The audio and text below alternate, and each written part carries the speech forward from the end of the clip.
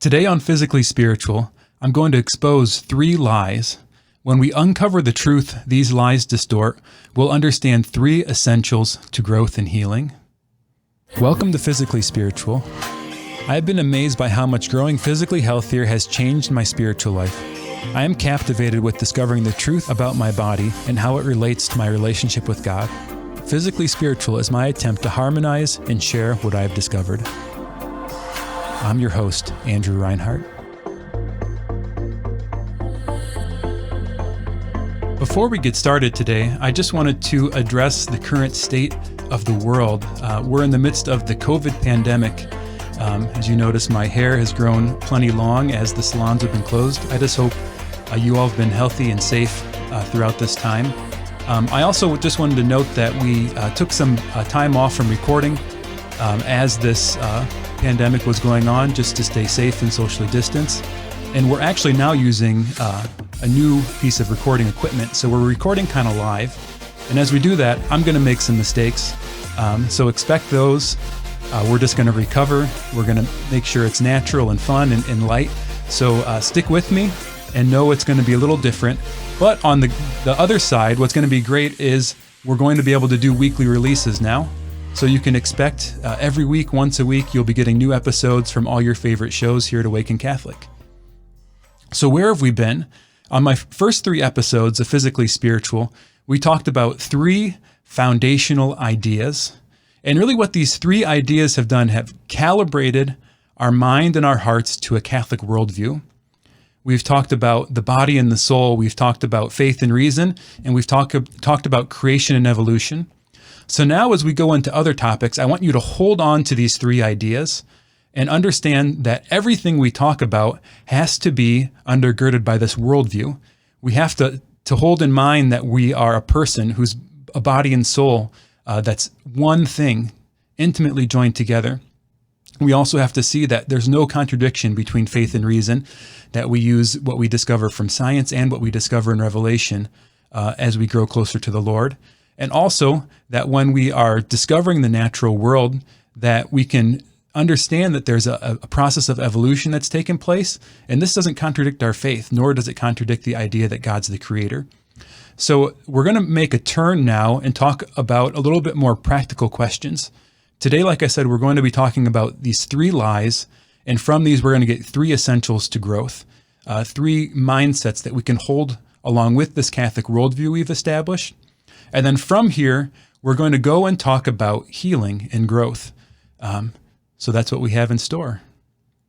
Our first lie is I need to make myself feel bad to get better.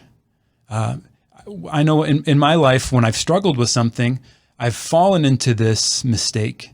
I think something like, if I could just force myself to stop doing this, then I could finally be free. Right? And in order to force myself, I'm just going to make myself feel awful. I'm going to beat myself up. I'm going to say things to myself that I'd probably never say to anyone else. But the logic is really faulty. I believe that reality is the best teacher. We don't have to impose good feelings or bad feelings. We just need to be present to things as they are. We need to feel the emotions that are actually there, be present to the passions that are inside of us. In reality is our best teacher. A lot of contemporary self-help gurus and personal influencers and different people in our culture are big proponents of curiosity. And I think the idea is great. This idea is that when we engage ourselves with curiosity, we sort of inoculate ourselves against this kind of condemnation. We're open to possibilities of why we're doing what we're doing and open to possibilities of solutions to what we're doing. It's sort of a non-judgmental self-awareness. And like I said, it helps us remain open to new possibilities and come to discover things that maybe we wouldn't have thought of before. But I know when I hear that term curiosity coming from someone who has an education in philosophy and theology, it never quite sits with me right. Classically, curiosity was actually considered a vice. When you read especially the writings of St. Thomas Aquinas, curiosity is an excess of the virtue of studiousness. Studiousness is just having an ordered approach to studying something that's important, something that's meaningful in your life, something that you should be studying. But when studiousness gets disordered, he used the term curiosity for that disorder. So this is important. When I say that, I don't think that modern psychologists, modern self-help gurus are using the term in the same way. I think when St. Thomas Aquinas is talking about curiosity, he's meaning something different. But I also think that by exploring what St. Thomas Aquinas thought could distort studiousness, it could help us avoid some pitfalls when we're being curious about our lives. So let's look at those. The first way he talked about studiousness becoming curiosity is that your motivation is wrong. He gives the example of pride. Right? We could just be learning about ourselves for the sake of maybe an unhealthy self-reliance. Right? I don't want to need anyone else. Or maybe I just want to look smart. Right? I'm going to study this. I'm going to learn about myself. So then when I talk to other people about it, I can just sound really intelligent and look really good. Right? So the first thing that can distort studiousness is this wrong motivation. We might also study ourselves excessively. So studiousness can become curiosity when it becomes immoderate, when it takes over our life, when it causes us to neglect our other duties. If we apply this to sort of a self-help mindset or a growth mindset, it would be like we spend all of our time just thinking about ourselves, not realizing that maybe our quest to become a better person is actually stopping us from recognizing that we just need to reach out to other people. We need to care about others, and that might help us grow more in the first place. So we might make studiousness into curiosity by letting it become excessive or immoderate. We also might focus too much on passing things or lose sight of God. So in this curiosity, it's easy to forget that God's in the picture, forget that God's involved in our life, that God has a design and a plan for our life. So if we're studying our life without God in the picture, this is also distorting the studiousness. And we could also study something that's above our capacity. Now, I'm not saying don't challenge yourself, because I think this is important. But when we're learning something new, we have to start with the basics and build.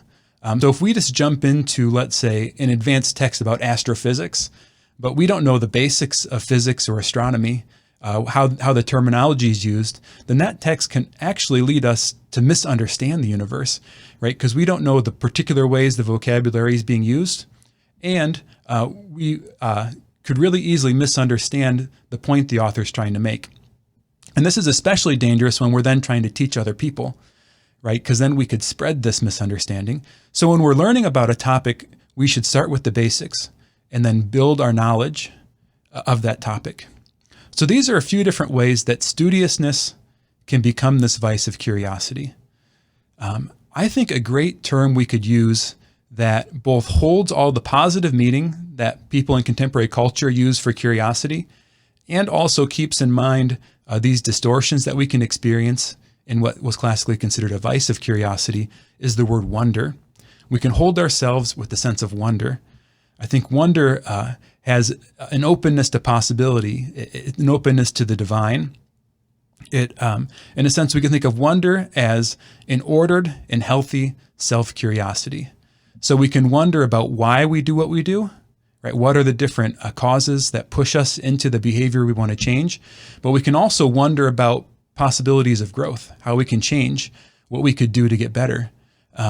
So we need to apply wonder both to the why we do it, and the how to grow out of it. Wonder also, I think, just puts us in a place of open-mindedness, right? We're not closed to the mystery of nature. When we approach a topic scientifically or objectively, a lot of times we want to reduce it to a simple explanation.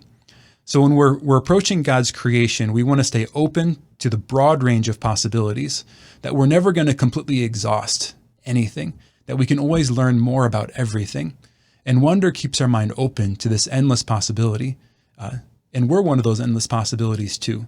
Right? I'm a mystery even to myself. So I need to always hold myself with that kind of wonder, that gentle, ordered self-curiosity. All right, the second lie that I know I've told myself is that I just need to try harder. If I could just rally my will and push, I could finally stop doing this, right? The problem is that I'm not trying hard enough. But the reality is, to grow, we need grace. I'm not isolated. I'm not self-sufficient. I always need God. And grace does not destroy our nature, but it perfects it. This is a phrase that St. Thomas Aquinas uses and other classic thinkers too. Grace does not destroy nature, but it perfects it, right? So when God comes and gets involved in our life, it's not that God completely changes everything, but God perfects what's already there, right? So this means that you might not even notice God's involvement if you're not looking for it. There's a grace that affects us, and then there's a grace that God gives us to affect other people. Those are just kind of two broad categories of grace. Grace is God's favor. It's God giving his divine life to us. It's God giving us the strength to be what we're called to be. So the type of this grace that God gives us to change us, we could break into two categories. The first of these categories is gratia elevans, or elevating grace. This is grace that takes us beyond what our natural capacity could be. This is the grace that gives us faith, hope, and love, that if we were to pray over someone and work a miracle, it's this grace that's at work through our hands. It's this grace that takes us beyond our natural capacity. But then there's also gratia sanens. This is healing grace. This is medical grace. This is grace that restores our nature to God's original design. It's the grace that perfects the nature in us. So this means as God's involved in our life, the growth that we experience isn't just God imposing grace on us to sort of aggressively and violently transform us into something completely different. No, God comes to us gently and also in a way that we might not even notice, coming alongside our will to transform us through a natural process of growth and a natural process of healing. Here's a quote from Pope Benedict XVI in a beautiful book on Jesus of Nazareth. He says, "Healing is the entire content of our redemption when understood at a sufficiently deep level." Let me say that again. Healing is the entire content of our redemption when understood at a sufficiently deep level. That's an amazing quote.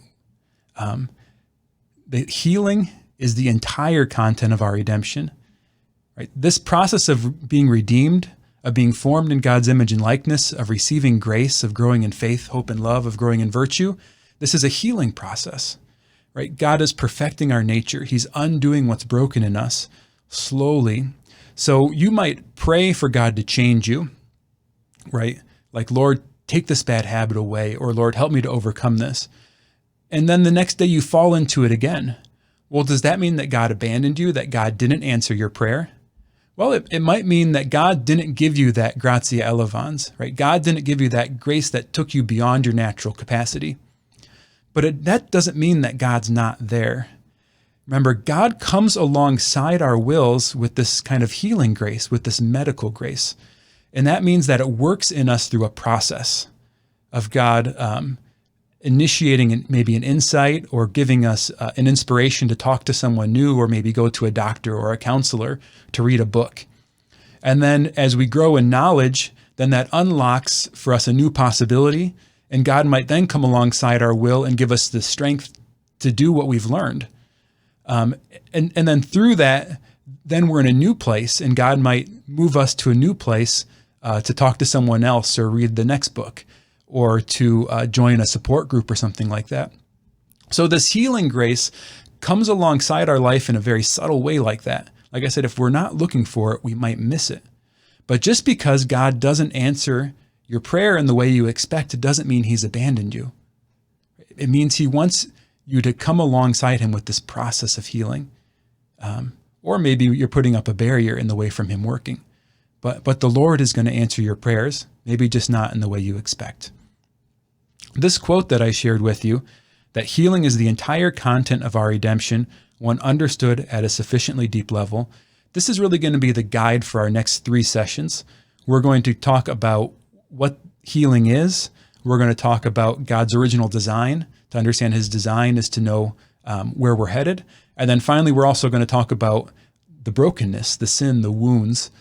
So these next 3 sessions after this one, we're going to dive deep into this quote because like he said, we need to understand it at a sufficiently deep level to really understand what this means. All right, our third lie is I don't have enough time. Who hasn't thought this? When thinking about your vocation, maybe you're a priest, or maybe you're married, maybe you're religious, maybe you're still discerning your vocation, or you find yourself single and doing some work for the Lord. And no matter what your state of life is, we're all busy, right? We have jobs, we have families, we have commitments, we have hobbies, and all these different things. It's not like every day we just have spare time. We just have time when there's nothing to do and when I don't feel like there's anything I have to get done. No, we're all busy. And this lie, I think, is the hardest to overcome because there's a lot of truth in it. We don't have enough time to do everything. Our time is limited. It might be our most limited resource. But I think if we approach this healing process, if we approach this growth process with wonder, like I said, understanding that God's coming alongside our will, and with applying a few key principles, we can discover that the thing that really isn't limiting us is our time. It's our attention and our energy. How much do we get out of the time we have? The first thing I like to apply is an idea called the Pareto Principle. This Pareto Principle is sometimes called the 80-20 rule. I think the name comes from an Italian man who recognized that 80% of the property in Italy was owned by 20% of the population. And this principle has been applied across a lot of different disciplines. Just noticing that like 80% of the sales come from 20% of the customers, or 20% of the collections and volunteer work at a church. 80% of the collections and volunteer work at a church come from 20% of the members of that church. But I think this is true of our time too. I think 80% of our growth, 80% of what's changing us might come from 20% of our behaviors, right? Meaning this doesn't have to consume our life. If we're strategic about how we approach our growth, how we approach our healing, then we can implement a few key new behaviors in our life to grow. And we can also change a lot of what we're also doing to grow and heal. So I think if we're strategic about our approach, then we can accomplish the goals that we want without having to become a monk or spend 20 hours a day in the chapel or abandon our families in our quest for enlightenment or something like that. So we need to focus on changing things that we're already doing. Meaning there's things in our life that we're already spending time on that if we change them, we could get great results out of. Like, for example, we're all sleeping, right? But we could sleep better. We're all eating, but we could eat better. We're all hopefully maybe having some kind of movement or exercise in our life. Maybe that's one we have to add, but we might be able to do that more efficiently, right? How can I sort of approach these behaviors with a minimum effective dose mindset, right? What's the least I could do that's still effective, right? That's going to move me in the right direction. But then on the other hand, I'm not going to have to like go to the gym for 5 hours to get in shape, right? How could I spend 10 or 20 minutes at home and then get the results I want? Maybe not end up looking like a model on the front of a magazine or something like that, but how can I get 80% of the way there, right? How can I get most of the way there? When we're growing, it's also not just a net expense, right? When we take this kind of growth mindset, this wonder towards our life where we're seeking healing, it's not like I'm just continually spending more and more and more time trying to get better, trying to grow, trying to heal, and not getting anything on the other side. Because what's happening as I'm growing is I'm becoming more and more and more the person I'm called to be, the person I'm designed to be. And so I'm actually becoming more productive in every area of my life. I'm showing up for everything, my work, my marriage, my friendships in a way I wasn't capable of before. And I also have this massive increase in energy and motivation and focus and mental clarity. And I've experienced this. I shared in the first episode that I've lost 170 pounds over the years. And this took changing the way I eat multiple times. I've changed the way I've exercised multiple times, changed the way I sleep. the way I exercise, the way I handle my stress, the way I approach my work, right? I've changed all these different things. And it's not like this has just added more and more and more work and more time commitment, right? Because I've adjusted all these things I was already doing to do them more effectively.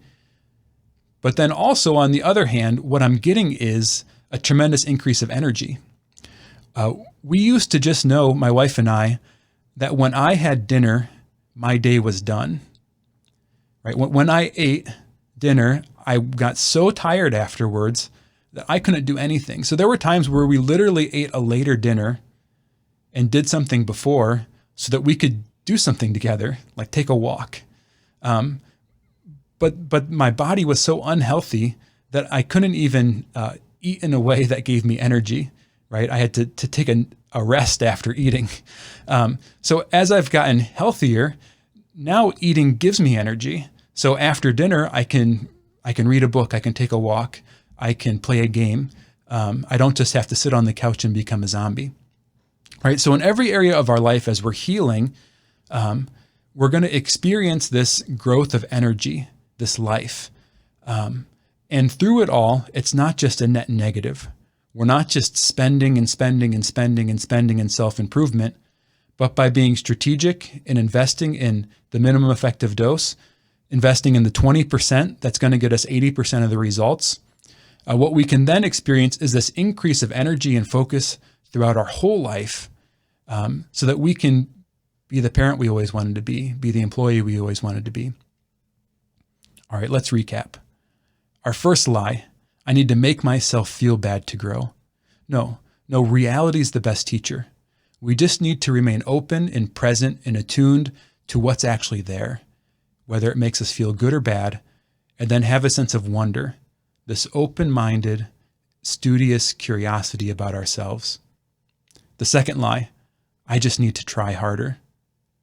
No, that's not true. A lot of times our behaviors are the result of decisions we've already made, the bad habits we already have, right? They're the symptoms of the underlying brokenness in our heart.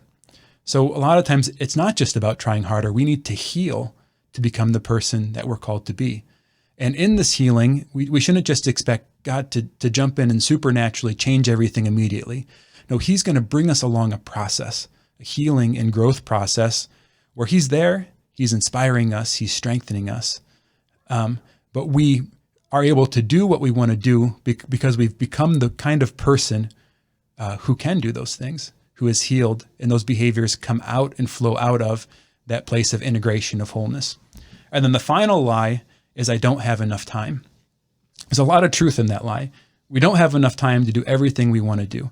But if we're really strategic, if we apply the Pareto Principle, if we apply a mindset of the minimum effective dose, we can find as we can change just the 20% of our lives, that's going to start this kind of snowball, this momentum in the right direction, this healing current in our life, that then on the other side, we're going to get a massive increase of energy and motivation and focus on the other end.